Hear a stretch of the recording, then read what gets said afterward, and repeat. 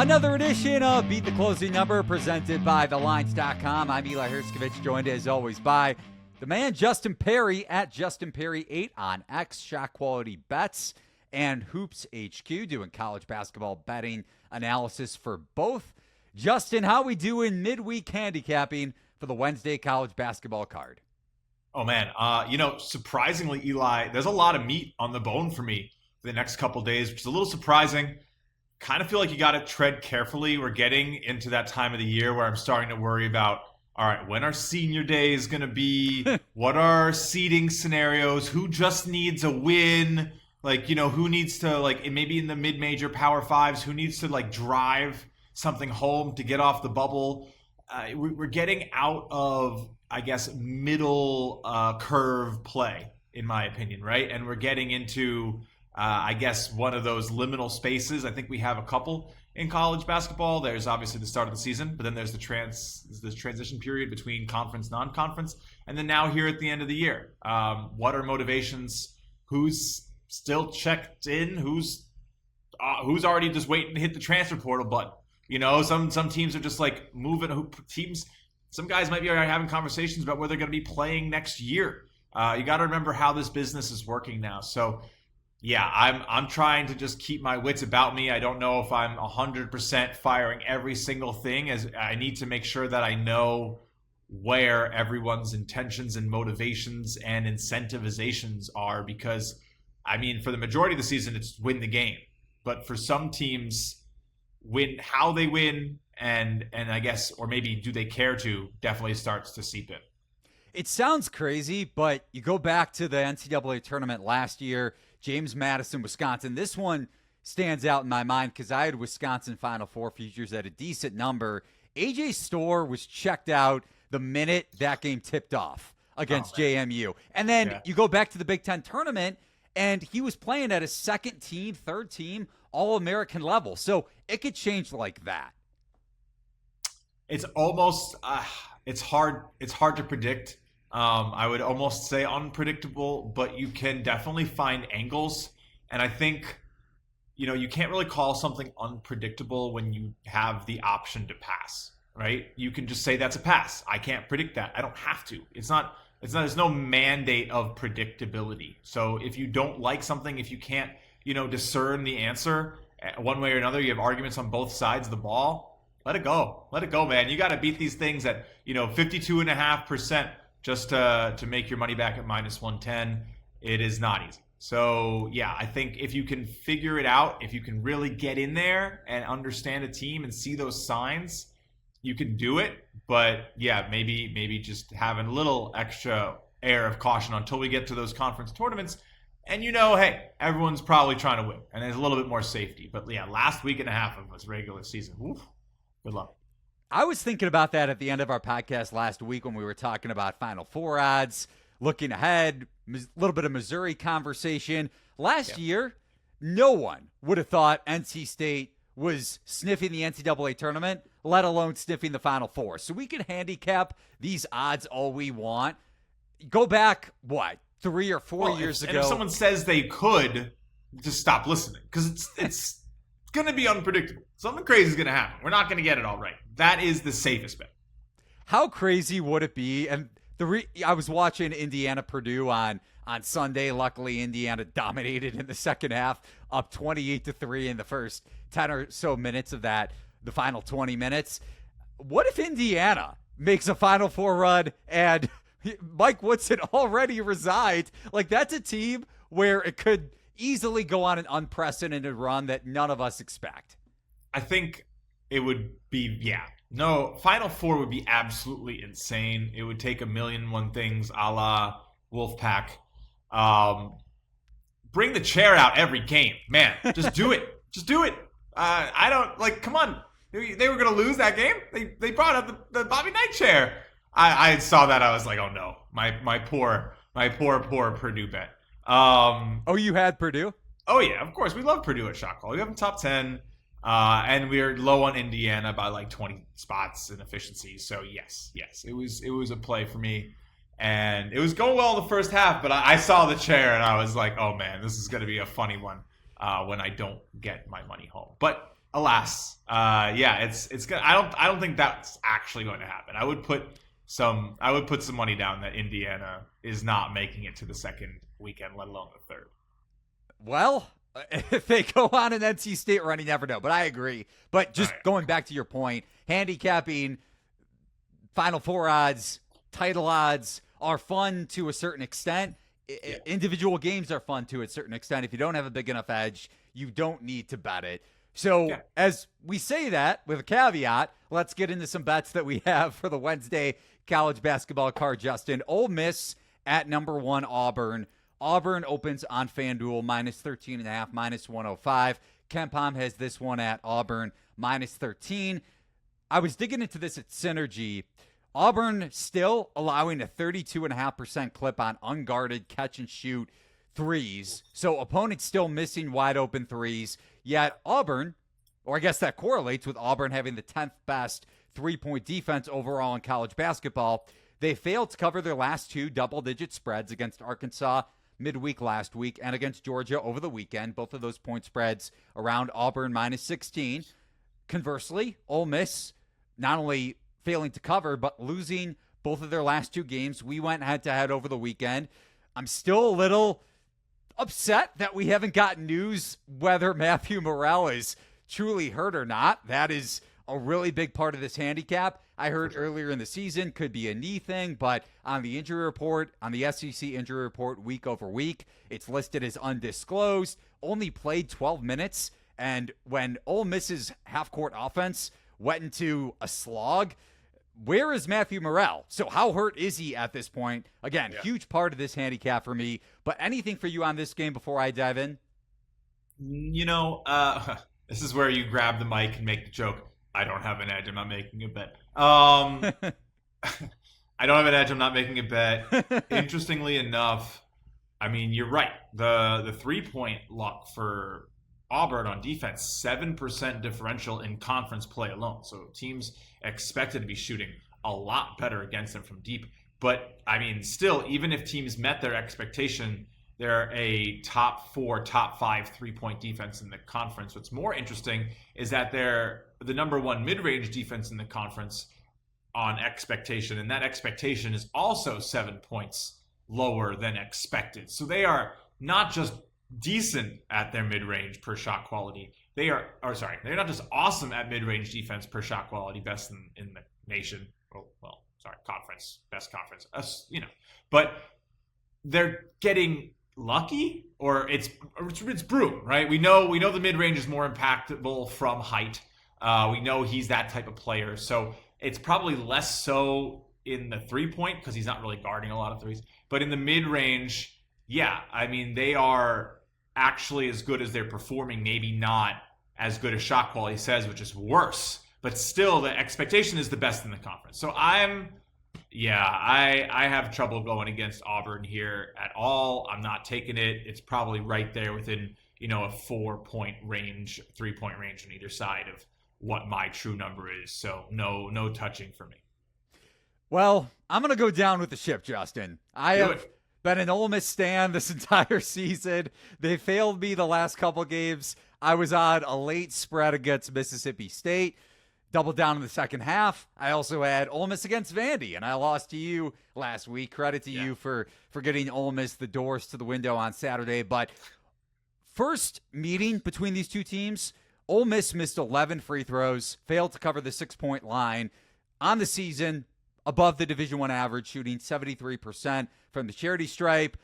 5-out offense should be able to take advantage of that Auburn drop coverage. Like you said, Janai Broom isn't guarding threes. Therefore, they should be giving up a higher 3-point percentage to the opposition.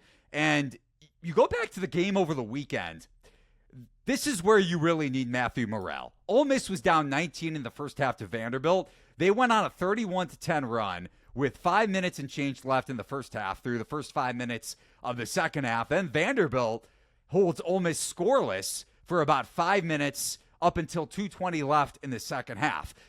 Ole Miss and their half-court offense, when they aren't turning opponents over, if they aren't hitting threes, if they aren't generating offense in transition, getting to the rim or getting to the 3-point line, you need Matthew Morrell on the floor. So I'm going to go with the hunch that Morrell, after playing only 12 minutes, wasn't in foul trouble, is going to be healthier for this matchup, and Ole Miss's 5-out offense spaces out Auburn's drop coverage, and you shoot better at the free throw line than he did in the first meeting. If all those variables happen, I think Auburn is still overvalued in the market at a 13, 14-point line. We'll see if this line creeps up to 14 or shifts in Ole Miss's direction, but either way, I think Ole Miss has a bit of value here. Yeah, I don't think – I think it's hard going against Auburn, but, I mean, I just looked at my numbers. Mississippi is the side with my lean. So not really going to disagree with you, but I probably have it right there at 11.5 or so. So, yeah. But 2-point edge, that's substantial. It's enough, but it's hard against Auburn, who routinely has edges because of shot quality data, almost sort of having trouble with Janai Broom. So we're kind of naturally down on Auburn time and time again. And a lot of the times, I honestly should just build in an extra factor where the top teams and adjusted maybe get a little bit of a tweak, but it's just hard. It's just hard to judge for him. So I don't think they might be one of my least bet teams of the year. I probably don't have many, or at least against them. I do not have many bets against them because it's hard for me to properly, model Broom. And, again, that's why I'll stay away. Yeah, the shot quality is probably going to lean Mississippi on that as well. But, if I widen my error bars because I know Auburn troubles my style, then yeah, it's a pass. One thing that can go against Ole Miss in a big way is second chance opportunities. Auburn, one of the best offensive rebounding teams in the SEC. We saw it against Georgia over the weekend, especially when Georgia tried to go zone. Bulldogs covered, but they were within striking distance, 6-8 throughout that second half, and then Auburn really pulled away in the final couple minutes, won that game by double digits. Another big game before we get back to the SEC, Big Ten, number 8 Michigan State at number 16 Maryland. KenPom sitting at Maryland -3. FanDuel opened Maryland -3.5, -120-ish, but now is settled back at -3.5. So -110 both ways. Big about standard. And the Spartans sitting atop the Big Ten standings with that tiebreaker edge over Michigan because they went to Michigan and won on Friday night. We touched on that game on the last Beat the Closing Number. Maryland's still on the hunt for the Big Ten regular season title, but much more in the conversation for the double bye in the Big Ten tournament. Crab 5 against Sparty and Tom Izzo. Don't get John Rothstein started on Tom Izzo in March, but anything for you or no edge, just like Auburn Ole Miss? Give me the crab. Give me the crab 5. I'm not 100% sure I'm betting on it, but I love this team. I think this is a great spot to take them. Top of the table. I don't know if that's where you want to be, Eli. I just don't. And guess what? Michigan State has a ugly luck rating next to their name. 22-5, expected to be 18-9 per shot quality. Now, I mean, look, if you're Coach Tom Izzo listening in on this, and you're like, what? I mean, no. You want that. You would like, if I'm a coach, I'm thrilled to be 22-5 when shot quality says I should be 18-9 because I am overperforming. That means my players are hitting shots. Things are going well. There is a duality to expected metrics. It is akin to Newton's third law, right? Every time you do well, advanced metrics will likely tell you the correct direction to expect to trend is back towards the regular, right? And that there's nothing wrong with that. So that's just the inherent nature of success. So they're at the top of the Big Ten. And so very naturally, that is probably an overperformance. Against the spread in their Division I games or whatever games are here on for SQs counting for whatever lines we have, always subject to fraction or something. 18-9, but expected to be 13-4. So again, covering a lot of spreads, getting to the free throw line at a 38.2% rate in conference. But guess what? Maryland only gets opponents there on defense at 26.5. So rock in a hard place there, a bit between how Michigan State is going to force that issue. Maryland, I think, should have the answer. I like laying spreads in a -3 scenario in the Big Ten. And I think if you like Michigan State, you take the money line. I don't, these close games, I don't know, maybe it's my model. Maybe my model's a little off, but I very, very rarely have value on that +3 compared to that money line. I think there's more on the money line. Yeah, and you take into account home court advantage for Maryland, sold out Xfinity Center. Also, Maryland's transition defense matches up really well against Michigan State that relies on those first and secondary breaks in transition. Look at and again, this is two teams that got 5 guys on both sides, kind of. It's like that's where I wonder really quickly. Yeah, how long does this last for Maryland? 3 straight games with each starter scoring in double figures. What happens when Jacoby Gillespie gets in foul trouble? Bad things? But when is it going to happen? We have yet to see it. The market. Smart. They're playing smart.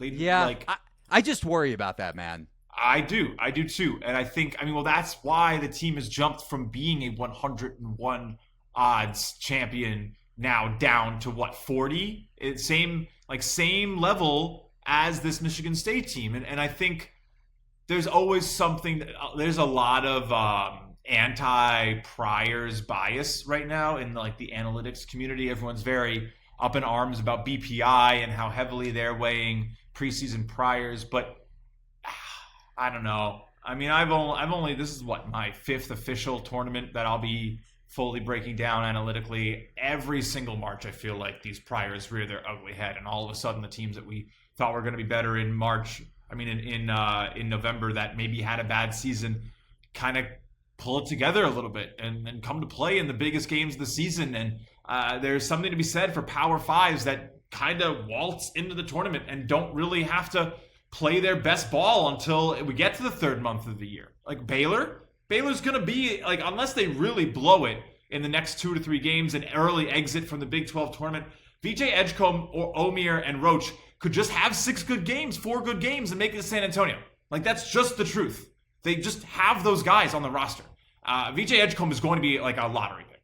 If you haven't watched him play, he's absolutely destructive. There's just guys like this. There's teams like this. And so, yeah, Maryland isn't one of those teams, right? They weren't a preseason favorite. They weren't expected to be in this. They could essentially crumble at the seams, and it could all fall apart in a heartbeat against someone like a Baylor if they get a bad draw, because they don't have the talent depth. They don't really have the next man up.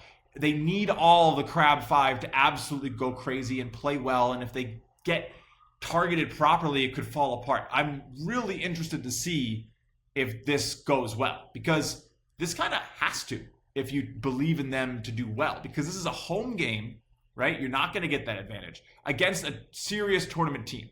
If they're going to make a run, you got to be able to at least keep this game within 1 possession. If they lose this game by multiple possessions, Eli, I think, unless the shot quality says they had the worst shooting night of their life, I'm worried. So big test. I think they pass. I do think they pass, and the environment helps them a lot. But if they fail, it's a bad omen. So big test. Yeah, I keep seeing, and I want to get my handicap for this matchup in a second. Yeah, but I don't even have one. No, you're fine. Just back to your synopsis with Maryland long term. We both have those long shot futures. I think you have around a 90-1 title. Yeah.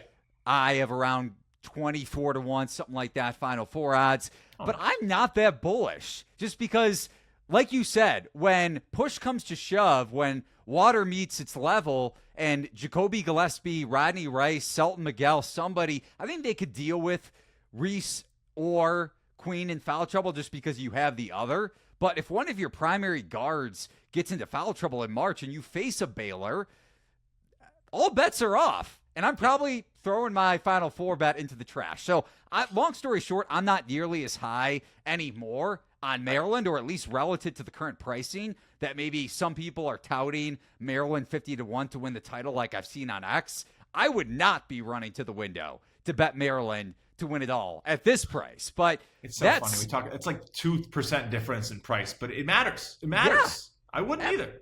Absolutely. But going back to your handicap and why you at least lean toward Maryland here, Michigan State's interior defense has been ripped apart of late. Second percentile in at the rim field goal efficiency allowed, 23rd percentile in paint field goal efficiency allowed. Cooper, Kohler, Zappala, more so Kohler and Zappala, have been really, really unreliable in the post. We saw it against Vlad Golden over the weekend. We saw it against Indiana a couple weeks ago, Umar Ballo and Malik Renew. And now you face Derek Queen, who can take you off the dribble in the mid-range, and Julian Reese, take you off the dribble from the top of the key for that matter. Two of the best bigs in the conference. So it would be Maryland. It's what you have to do. It's what you have to do. Yep. I don't see any edge for me, but it would be Maryland or pass if I had to make a bet. Yeah. It's really, that transition battle is going to be big. Mental game, honestly. If Michigan State starts hot, they're not losing this one. Give me both sides of the two-way, I forget what it's called, the full half, right? I think halftime winner probably wins the game, right? Whoever's leading, take it back. If the halftime winner has a multi-possession lead, it's probably going to be tough to come back. I think, this is going to be one of those games where the team that I just don't think it's going to be 50 lead changes. It's going to be a good one, but both these teams can score.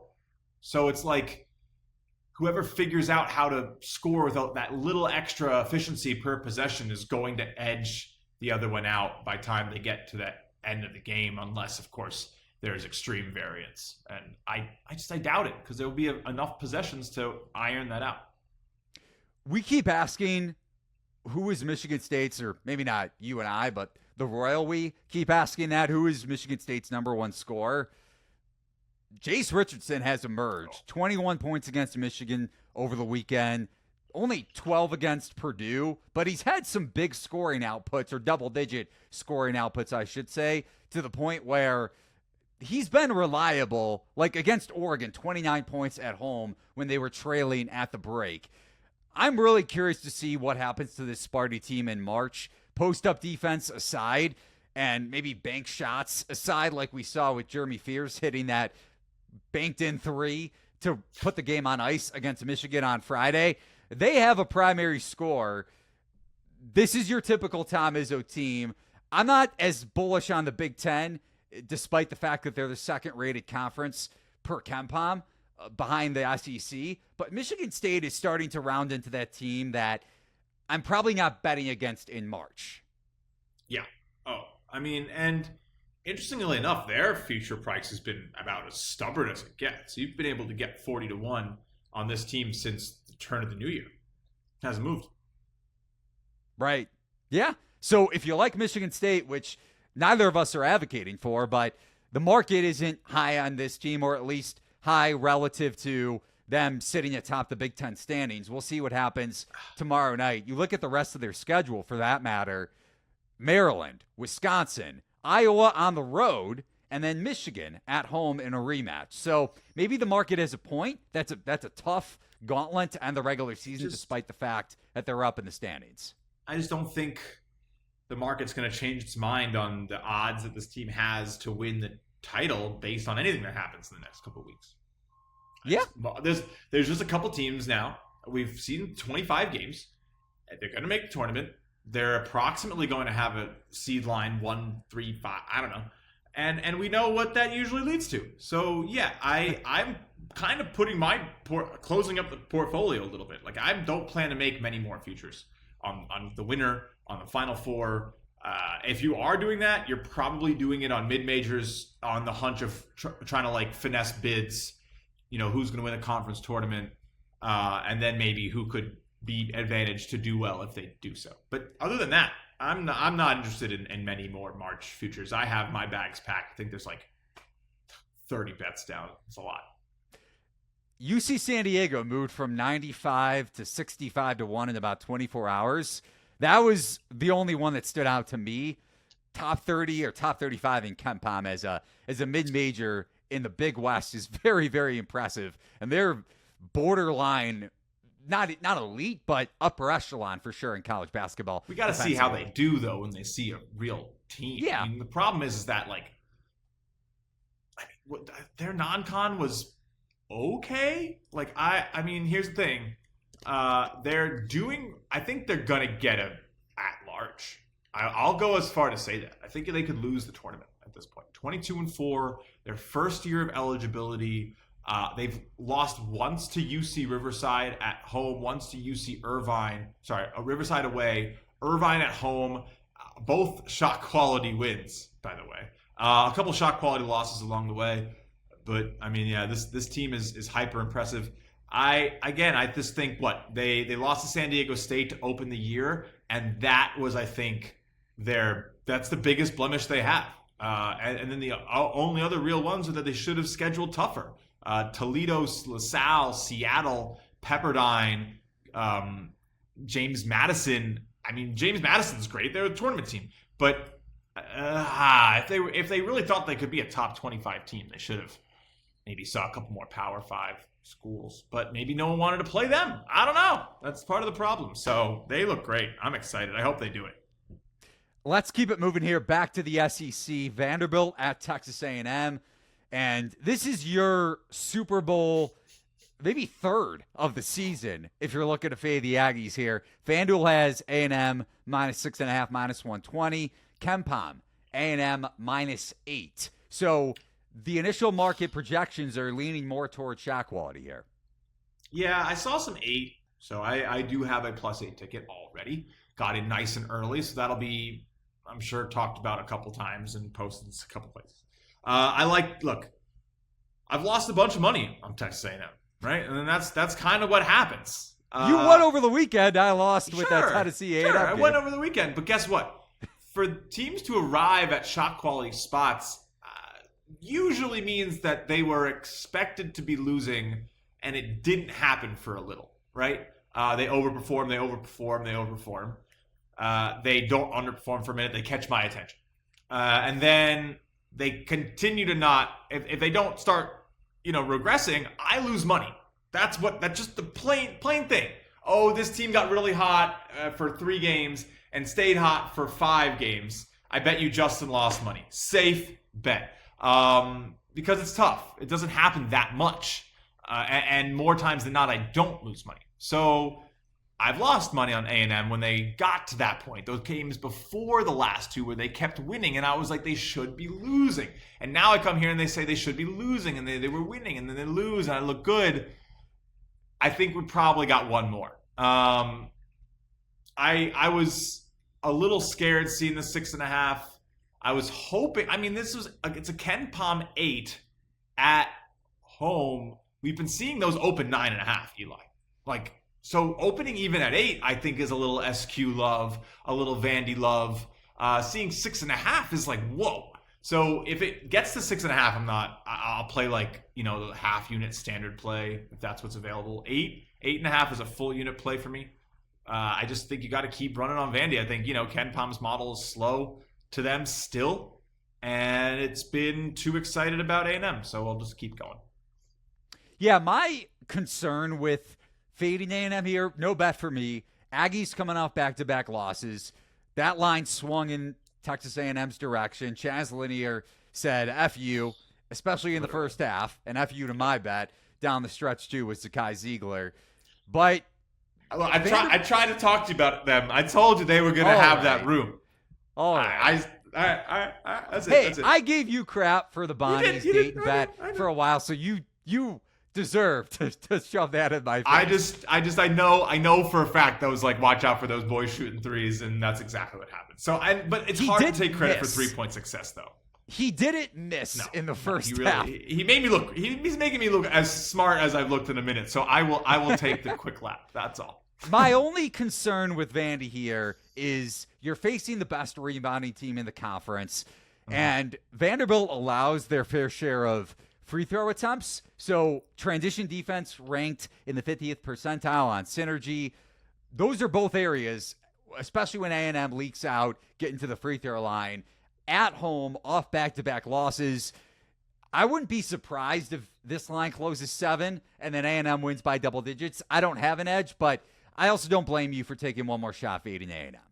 Yeah, I think there's something that happens, especially in this specific scenario, that doesn't scare me off, is that A&M needs a win, dude. They just need a win. And how often, especially late in the season, do we see teams that need these wins play a little lackadaisical at the very end? No fouls, hands up. I literally can't was shoot texting free throws. Yeah, I was texting someone this morning. They could be up 12, and if I get 8.5 or 8, I could push with 45 seconds left. I would not be shocked, right? Like Vandy layup. Because guess what? Vandy needs every point, because Vandy's a little worried about maybe bubble status. They're okay. They should make it, but I would want every point if I'm Vanderbilt, right? I don't want to lose by double digits. I don't, and I don't care to win by double digits if I'm A&M. I've taken 2 terrible losses at home against Tennessee, where I probably feel like I could have won if they hadn't decided to widen the rims whenever Tennessee took a shot. So yeah, I think this is a bounce back spot for them for sure, but I don't necessarily think that correlates to the spread at all. I think you're getting more than 2 possessions in an SEC game, a Vandy team that has shown time and time again that they can stick with teams. They will fight. They will find ways. And I think they're a top 25 team. Give me 8. Come on. Free throw percentage for A&M in SEC play, 61.8%. So that aligns with your take. Right. They're gonna win the game by 5 because they're gonna miss a couple 1-on-1s, and Vandy's gonna run it up, and A&M's not gonna care. It doesn't matter. They just want the win. Betting on favorites is so hard because when there's 30 seconds on the clock, they don't care if it's 6 or 7 point win. They don't. You want to align yourself with the incentive of teams. If you do that just a little bit and try to work that into your handicapping, I think it helps a lot. And that's why I play a lot of dogs, because dogs still want to win too. They don't want to cover. They want to win. Then again, there are some dumb dogs that foul with 5 seconds left and of course, lose you a spread. But you only got to win. You only got to win 53%. That's true. One more SEC game to touch on, unranked teams. It's the Longhorns, Texas, after losing to South Carolina over the weekend at Arkansas. This line has bumped up a bit from Arkansas juiced -4.5 to -5.5, -105 at FanDuel. KenPom sitting at Arkansas -5, coming off of that monster win, closing as a favorite. I was on Arkansas there. That was one of my bigger wins over the weekend. Nice. After opening +2. So the market went in Arkansas's direction, and they came through in the second half. They're theoretically on the right side of the bubble. Texas is not. What do you make of this game? Adu Theoro questionable, so that's why I was kind of surprised to see the market shift a full point. Granted, Vig aside, in Arkansas's favor. He's a very, very good pick-and-roll defender, and in isolation, that would be key for Texas if he's out, considering what Trey Johnson, their stud freshman, brings to the table. Probably staying away at this number, especially with the Euro's status in question. What say you, man? Yeah, I mean, the movement, I think, made sense to me. I thought it opened a little surprisingly short. Again, we've been seeing a good point on KenPom towards the home team. So expected 6, 6.5. Seeing 4.5, 5.5.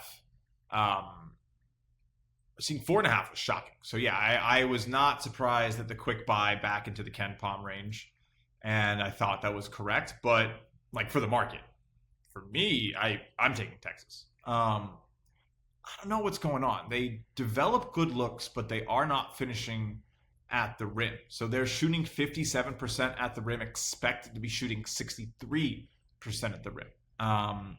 That's a lot of misses. I mean, 4% of your shots, that is just not fun. And if they can convert at that 63%, they are going to be one of the best teams in the country at shooting at the rim. I mean, that's how shot quality sees them. So it's tough. It's a tough spot to invest because, again, it's looked ugly. I would imagine if you've watched a lot of Texas games, it has not looked pretty at the rim, but they're getting good positioning. They're getting good locations on the floor to take those shots from, and that does predominantly lead to good scoring in the long run. The biggest issue is that I think they're getting that positioning and they often settle for mid-range jumpers, and they rely on their shot making a lot. And instead of developing maybe good shots or open shots, enter Arkansas. You ever see Arkansas close out a three-point shooter? Me neither. They don't.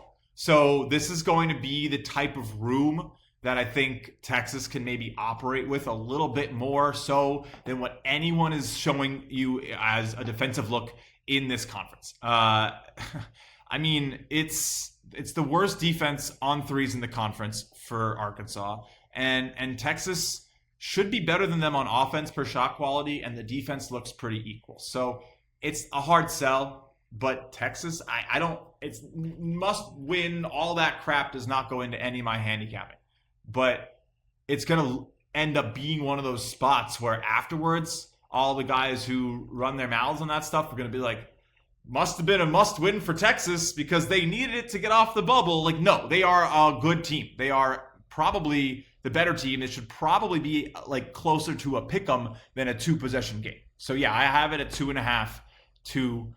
I'll take those points. If you want to take a shot with Texas or Arkansas in our free college basketball pick'em contest, you can find that daily over at play.thelines.com. Also check out the best odds over at thelines.com for March Madness and beyond. Key there, a Duthiero status. Yeah, for sure.